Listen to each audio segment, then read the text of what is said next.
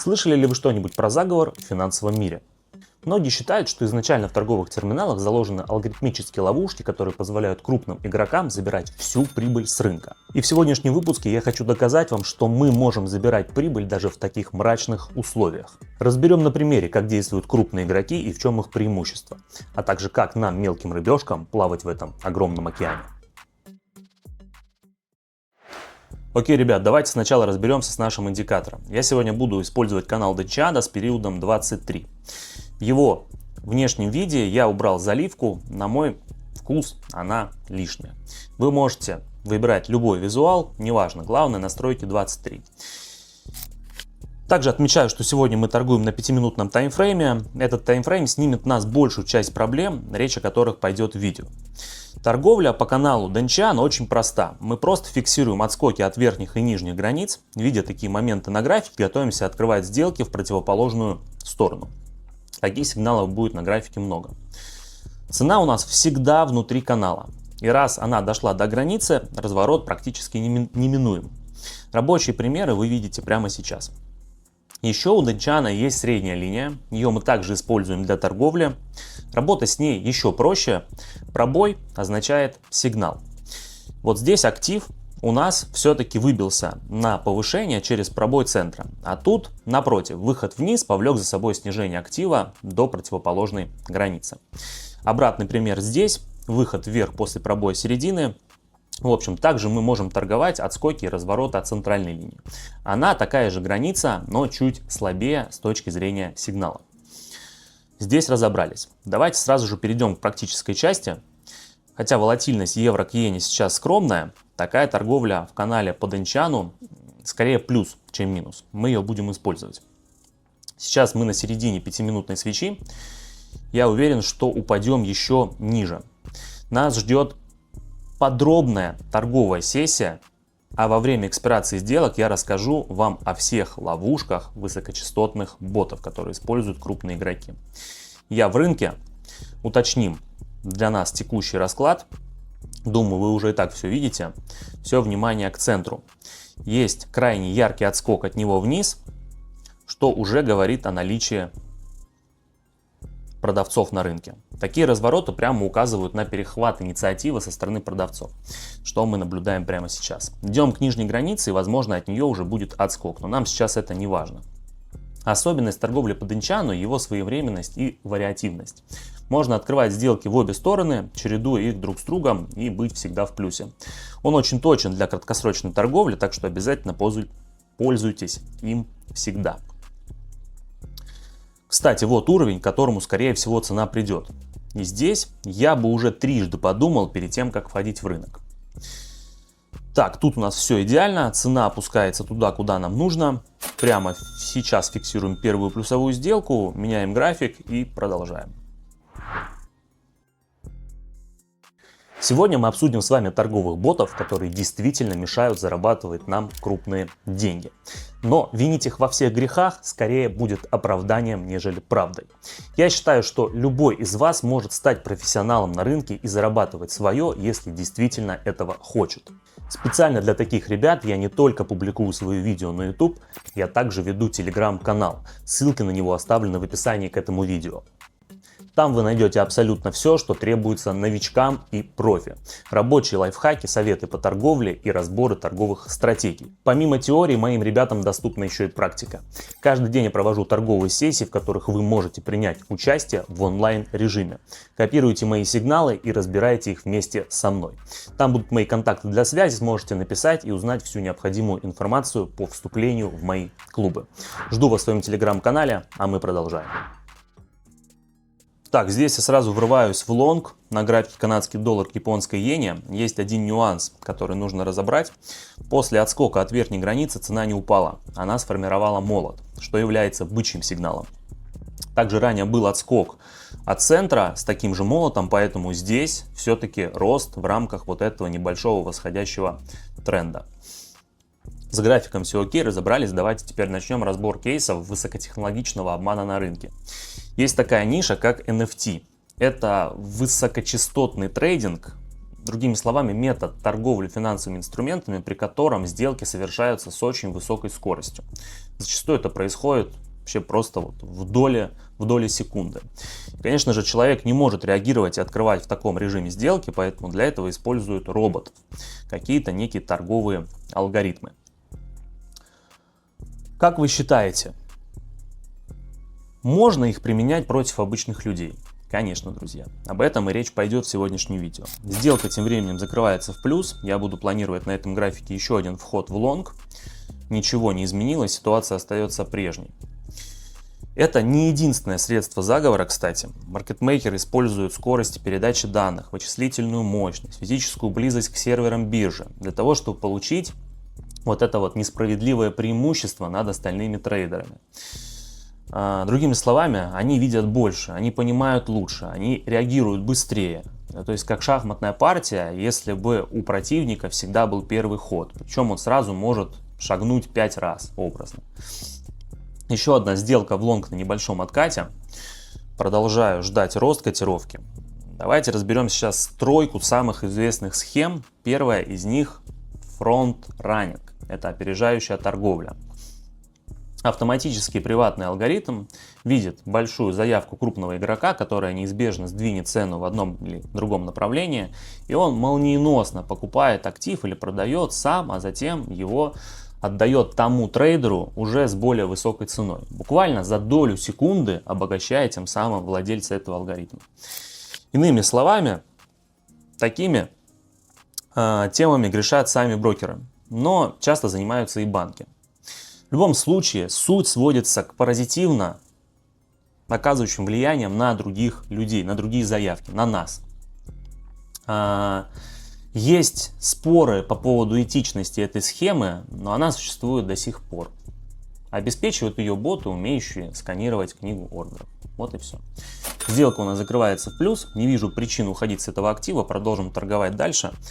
У нас тут есть, кстати, ключевой уровень. Можно выделить его горизонтальной линией, чтобы точно знать, куда в итоге идет цена. Я думаю, что вот к этому уровню. Вся наша цель подсвечена. Точно знаем, что хотим от этой жизни. Погнали дальше. Обсудим еще одну схему. Арбитраж задержек.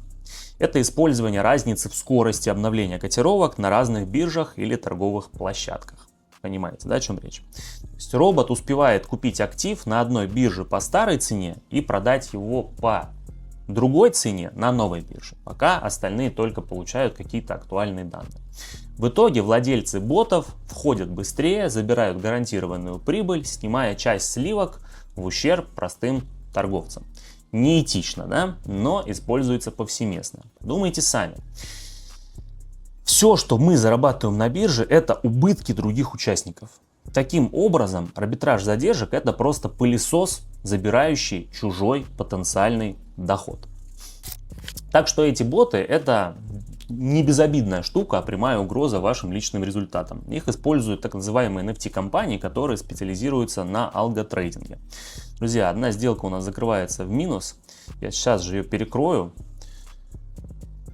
иксом, чтобы нивелировать прошлый убыток. Я уверен, что цена вырастет, поэтому ждем. Вот еще один кейс. 10 лет назад был скандал. Крупные NFT-компании арендовали серверные стойки прямо в дата-центрах американских бирж. Те, кто находился на 30 метрах дальше, да, теряли сотые доли секунды, а это стоило миллионов. Просто представьте, что кто-то получает данные немного быстрее вас. И у вас есть софт для моментального реагирования на это преимущество. Сейчас засилье ботов — это уже как бы данность. Нам просто некуда от них деться. Поэтому приходится учитывать все это в торговле. И один из способов борьбы я использую прямо сейчас. Это перекрытие. Зная, что предыдущая сделка могла бы закрыться в плюс, я просто повторяю ее, увеличив сумму своей инвестиции. И вот минус оказывается плюсом. Своекровный заработал обратно и могу продолжать торговать по старой схеме, снизив обратно риски. 300 баксов. И теперь внимательно посмотрим на актив. Цена продолжает расти. Странно, что при этом я не получил прибыль на позапрошлой сделке. Вот вам и наглядный пример бота, который забрал мои деньги. В любом случае, я открываю снова позицию. Мы все еще далеки от уровня выше, а значит, можно вполне себе ждать рост. Вообще, все эти NFT-компании настроены очень серьезно. В прошлом они строили собственные оптоволокной, в общем, кабель от Чикаго до Нью-Йорка, а это более 1000 километров, чтобы просто сократить для себя задержку на 3 миллисекунды, ребят. Поверьте, это окупилось только за наш счет.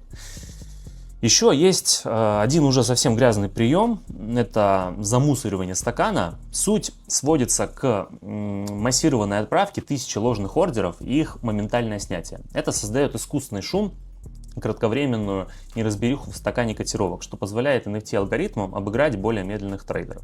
То есть они сначала их открывают, ордера, и тут же их сразу снимают. Из-за этого появляется объем, как бы, но он фейковый. В общем, в мире торговли очень много неприятных теневых схем. Теперь вы, по крайней мере, знаете о них и знаете, как они работают. Шикарно. Мы снова в плюсе. Пожалуй, не буду больше открываться здесь. Сменю график, покажу вам что-нибудь еще более интересное. А вот у нас подходящий случай. Входим в шорт на классическом сигнале от Данчана. У нас здесь есть отскок от верхней границы, актив посыпался, и мы ловим движение прямо в полете при пробое этой хрупкой линии поддержки.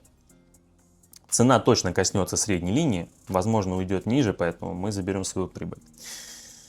Я все это время немного не гадал, рассказывал вам про ужасы NFT-компаний, но здесь стоит сделать важное уточнение. Их пагубное воздействие особенно негативно в адрес обычных классических трейдеров. Тех самых ребят, что открывают сделки со стоп-лоссами, с тейк-профитами. Для тех, кому важен диапазон, в общем, движения цены. Классические трейдеры, размещающие свои ордеры в стакане, это и есть их главная мишень. Они их обводят за миллисекунды. Тем же, кто торгует на бинарных опционах, они угрожают косвенно. Просто из-за работы на тех же графиках. Потому что мы успешнее, мы быстрее них. У нас есть экспирация. Сделка, кстати, в плюсе. Сейчас я сменю актив, а затем более подробно расскажу вам, что можно сделать, чтобы свести угрозы вообще к минимуму. Погнали. А вот у нас график для финиша нашей сессии, друзья. Тут входим в лонг. Сейчас объясню вам все нюансы. У нас формируется отскок от границы канала снизу. Все эти неуверенные свечи остановились как раз на прошлом уровне разворота. Вот он, видите? Если это случилось ранее, думаю, мы увидим это в ближайшую минуту с вами на нашем графике. Давайте теперь разберем 3 инструмента, которые снижают негативное воздействие алгоритмов. Первый из них – это более высокий таймфрейм. NFT-боты торгуют на минимальных масштабах. Суть их работы – урвать по центру с каждого доллара. Им важно грабить нас в долях секунды.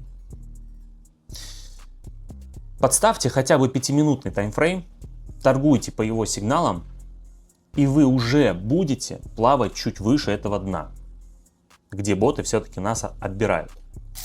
В целом, это совет для всех. Чем выше масштаб графика, тем надежнее сигналы. Еще одна сделка, я ее перекрою. Вы помните, да, этот метод? В общем, боты могут обогнать вас на миллисекундах, но они не способны брать деньги с каждой вашей сделки. Если вы уверены, что сигнал надежен, то просто входите еще раз, немножко повысив ваш риск. Итоговая прибыль вернет убыток и даже докинет немного сверху. Единственный нюанс, тут не стоит заигрываться. Перекрываться можно лишь в тех случаях, когда вы на 100% уверены в правильности своего анализа. Так, друзья, если вы будете торговать так же, как я, то все будет прекрасно. Но еще раз говорю, не заигрывайтесь. В общем, чтобы свести шанс обнуления к минимуму, я рекомендую вам торговать не более чем на 5-10% от своего банка. Тогда вы потеряете незначительную часть вашего торгового счета.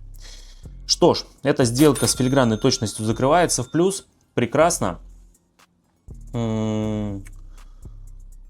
Давайте последнюю, наверное, сделочку мы здесь запустим и будем закругляться.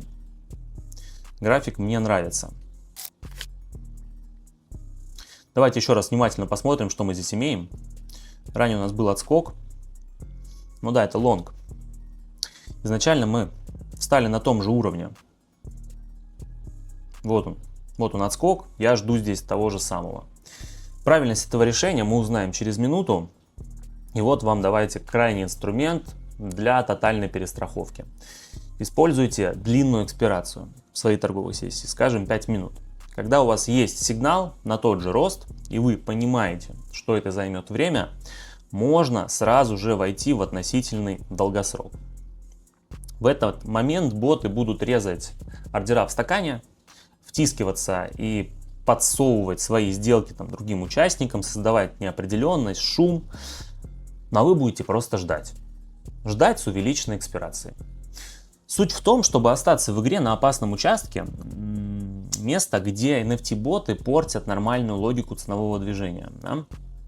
Совсем небольшое увеличение времени экспирации полностью решает эту проблему. Супер, вот как сейчас. Сделка в плюс, я думаю, что пора подвести итоги сегодняшней торговой сессии.